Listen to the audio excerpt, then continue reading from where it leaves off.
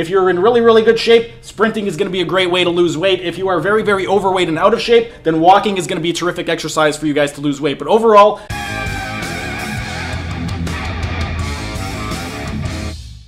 hey everyone, thanks for tuning in and welcome back to another Carnivore Q&A. Steven here with Team Euphoric, and today we're going to be talking about working out. A lot of people ask what type of workout is going to be the best to follow on the Carnivore Diet, and I figured since you're going to be doing an ancestral diet, why not follow an ancestral workout, which is why I have this right up over here. This is going to be terrific if your main objective is to lose weight. If your main objective is to lose weight, then your primal movement patterns are going to be the exercises that you're going to want to incorporate the most. And the reason being, these are the movement patterns that we would have done in the past, and they're also movement patterns that we're going to be doing currently on a day-to-day basis. So if you want to make your life a little bit easier, then incorporating these movement patterns into your workout routine are going to be extremely beneficial. The first one is going to be the squat pattern. Back in the day, before we were able to sit down at tables and before we had toilets, we would have had to squat down in order to eat and to poop. And the other thing is, with regard to our poop, we are the only ones who have to bring our bowel movements and force it upstream. Our poo, or our bowels, it has to travel up the ascending colon, then across the transverse colon, down the descending colon. So when you get into a deep squat, your right thigh pushing up against the ascending colon, it's going to help your bowels move up the ascending colon, which is going to make it easier to evacuate your bowels.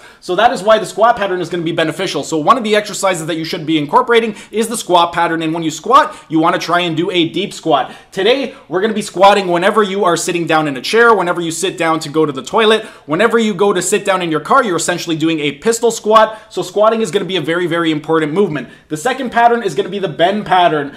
Pretty much, this is one movement pattern we've been doing since the beginning of time. If there's one movement that we've always done, we've always had to pick stuff up off the ground. Back in the day, this would have been picking up rocks off the ground. If you hunted an animal, you would have had to bend over to pick up the animal. Today, anytime you pick up anything off the ground or anytime you have to bend forward, you are using the bending pattern. So using the bending pattern in your workout program is going to be absolutely terrific. Third pattern is going to be the lunge. The lunge pattern, you would have had to use this back to transverse any type of terrain, especially rough terrain. So if there was a tree stump in the middle of the ground, you would have had to lunge on top of it or lunge over it to get past it. Today, we use the lunge pattern if we are going up and down stairs. If you need to step over anything, you're going to be using the lunge pattern. So once again, the lunge pattern is something that you would want to incorporate in your daily activities. Fourth pattern is going to be the pushing pattern. The pushing pattern, we would have used this if we had to ever move any type of objects or if we had to get into a fight. If you were moving another human being or moving any type of object, then you had to use that pushing pattern in order to push somebody away from you. Today, anytime you push anything up overhead, if you're picking up your child, you are using the pushing pattern. So you want to incorporate that into your daily routine.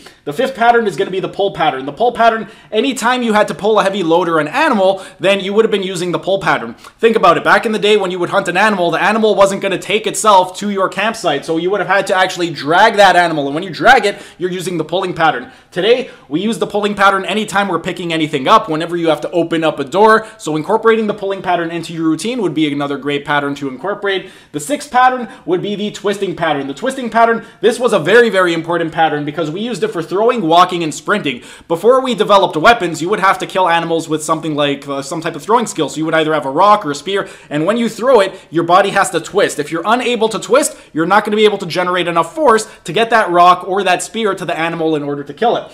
So that's going to be very important. And then the other thing is, if we wanted to walk from point A to B, or if we were being chased for our lives, we needed to sprint. And when you walk or sprint, you are doing a twisting pattern because your right arm moves forward as your left leg moves forward. And when you do that, you create this twisting motion in the spine. Today, whenever we are doing walking, sprinting, or if we are doing anything like turning over to look over our shoulders when you're checking your blind spot, you're going to be using the twisting pattern. So you want to make sure that this gets incorporated into your daily routine. And then finally, gait pattern. The gait pattern, it's kind of a combination of several patterns. The gait, when you do gait, you're twisting, you're doing a little bit of a lunge, you're doing a little bit of a hip hinge or a bend. So the gait pattern, this would have been used when you were either walking or sprinting. Back in the day, nobody ever did jogging. You were either walking to get from point A to B, or you were sprinting to save your life. So when you are incorporating the gait pattern, if you're very, very heavy, I would recommend walking, because sprinting, it's going to be a lot of load on the joints. And I actually did a video, this was a while back, on why exactly the treadmill is bad. You can check it up right over here. But if you're in really, really good shape, sprinting is going to be a great way to lose weight. If you are very, very overweight and out of shape, then walking is going to be a terrific exercise for you guys to lose weight. But overall, these are the 7 patterns you should be incorporating into your program.